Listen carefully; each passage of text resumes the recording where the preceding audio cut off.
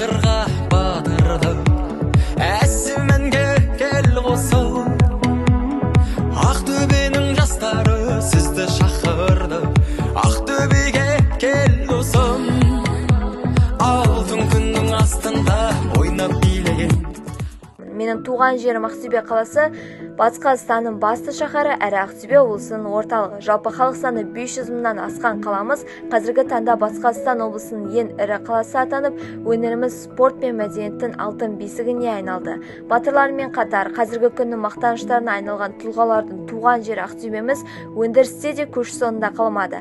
Қаламызда Ақтөбе мұнай-газ, Қазхром, Ақтөбе хром қосындылары зауыты және де Ақтөбе ферроқорытпа зауыты секілді біраз өндірістік орындар бар. Мақтанышымызға айналған Ақтөбенің ендігі кезекте экологиясына баса назар аударсақ, 2021 жылы қараша айындағы мәліметтерге сәйкес, ауаның ластану деңгейі жоғары 10 өнеркәсіптік қаланың ішінде Ақтөбе қаласы 6-шы орынды иеленді. Көңіл қуантарлық емес, бұл статистиканың себептерін сөйлетіп, айқын әрі нақты мәселелерге тоқталайық. Жалпы экология туралы айтқанда табиғаттың адамға деген зиянын тіземіз. Бірақ та сол адамның қолымен қоршаған ортаның қоқысқа айналатындығын айналып өткіміз келеді. Бұл әрине әділеттілік емес. Осыған сәйкес қаламыздың ауқымды проблемасы қоқыстың кесірі. Қоқыс толған қаламызда қоқыстың құрбандары болатыны да анық. Жалпы видеодағы әрбір қоқыстың ыдырау уақыты кем дегенде 3 жыл мен 1000 жылдың аралығы. Ал енді осы уақыт шеңберіндегі Ақтөбенің экология тақырыбында үлкен сұрақ белгісі туындайтыны анық. Дәл осыған сәйкес әлемде әрбір 4-ші адамның өліміне қоқыстың үлесі бар экологиялық проблемалар себеп. Демек, осы статистикадағы әрбір 4-ші адам ақтөбелік тұрғын болмасына кім кепіл? Жалпы бұл болжамды жүзеге асырмау үшін барынша тазалықты сақтау әрбір ақтөбеліктің міндеті. Түйткіл мұнымен тоқтамайды. Кезекті видеода Ақтөбемізде түсірілді. Видеодағы экономикамыз үшін беделі жоғары зауыттар, өндірістер, әртүрлі көлік қатынастары экология шеңберіне келгенде түйткілі шешілмеген түйін іспеттес. Әртүрлі зауыттар, сонымен қатар жаңағы айтып өткендей көлік қатынастарының әсерінен 2019 жылдың өзінде ауаға 2 миллионға жуық тонна лас қалдықтар тараған. Осының әсерінен жылына 8 миллионға жуық адам дертке шалдығады. Жалпы дәл осындай статистикалық сандардан кейін мөп-мөлдір ауаның уға айналып, туған өлкемізде күніне қаншама у жұтып жүргенімізді елестету әрине тіпті мүмкін емес. Түптің түбінде табиғаттың шыдамы таусылып шыныдай шытынайтыны анық. Оның ішінде Ақтөбеміздің де болашағы болыңқыр.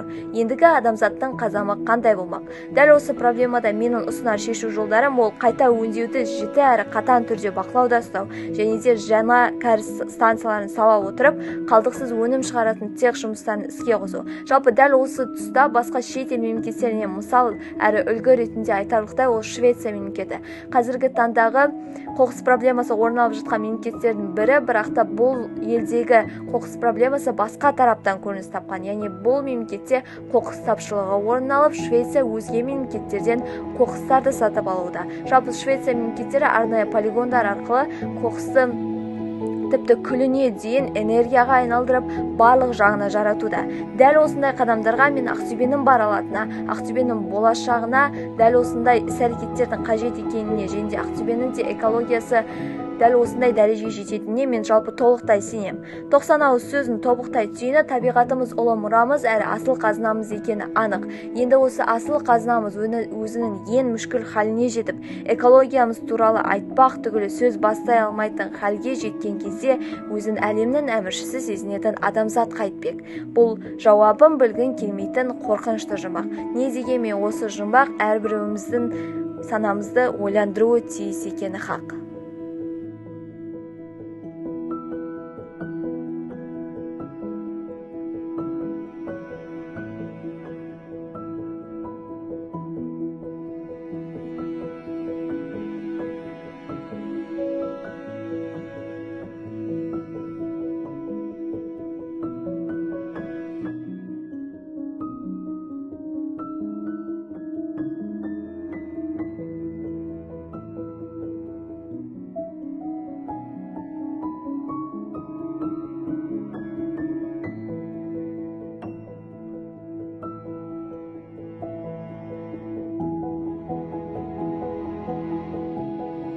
Барлықтарыңызға қайырлы күн. Мен Ақтөбе облысы Ақтөбе қаласының Новый орта мектеп лицейінің 10-шы сынып оқушысы Байғараева Сабинамын. Осылайша жетекшіміз екеуміз қаламыздың үлкен мәселелерінің бірін қозғадық. Қарастырылып отырған мәселенің шешімі ретінде біздер қоқысты қайта өңдеу технологиясын ұсынғалы отырмыз.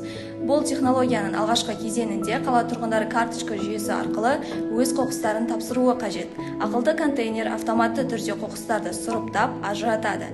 Ажыратылған қоқыстар эко-қапшықтарға салынып штрих-кодталады. Осылайша жиналған қоқыстар қайта өңдеу зауытына жөнелтіледі. Келесі кезеңінде сұрыпталған қайта өңдеу зауыты қалдықсыз технология арқылы жаңа өнім түрлерін шығарады. Бұл технология еліміздің өңдеуші саласын дамытып, сондай-ақ экологиялық таза қалалардың қалыптасуына жол ашады. Сонымен қатар, Ақтөбенің экологиялық ахуалын жақсартып, жалпы облысымыздың экологиясын айтарлықтай өзгертеді.